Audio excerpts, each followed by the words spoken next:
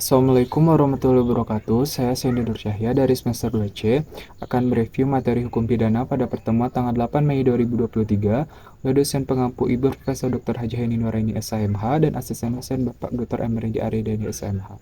Bab 5 sifat melawan hukum atau unrahmatik merupakan unsur objektif dari tindak pidana karena merupakan penilaian terhadap perbuatan dan bukan pada pelaku.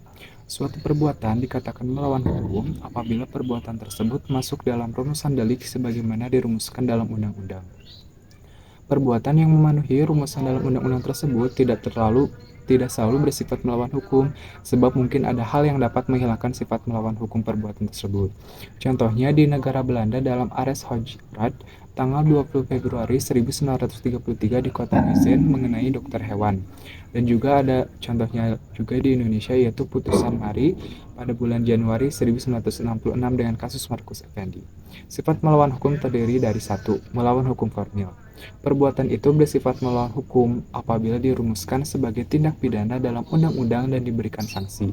Sifat melawan hukum dapat hapus apabila diatur berdasarkan undang-undang. Jadi, melawan hukum sama dengan bertentangan dengan undang-undang tertulis. Yang kedua yaitu melawan hukum material. Bukan hanya berdasarkan undang-undang tertulis saja, tetapi juga berdasarkan pada asas-asas hukum yang tidak tertulis atau living law. Sifat melawan hukum dapat hapus berdasarkan undang-undang dan aturan atau hukum yang tidak tertulis. Jadi, melawan hukum sama dengan bertentangan dengan undang-undang atau hukum tertulis dan hukum tidak tertulis atau kebiasaan. Kesimpulannya yaitu, sifat melawan hukum dapat hapus dengan adanya alasan pembenar. Menurut sifat melawan hukum formil, alasan pembenar hanya dapat diambil berdasarkan hukum tertulis. Dan sedangkan menurut sifat melawan hukum material, alasan pembenar dapat diambil dari hukum tidak tertulis. Ajaran melawan hukum formil sudah tidak dianut lagi sejak tahun 1963.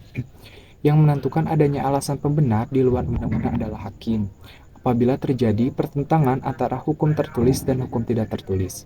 Hukum tidak tertulis tersebut harus dipandang adil dan benar oleh seluruh masyarakat umum. Rasa keadilan itu harus bersifat umum. Sekian review materi saya kali ini. Terima kasih. Wassalamualaikum warahmatullahi wabarakatuh.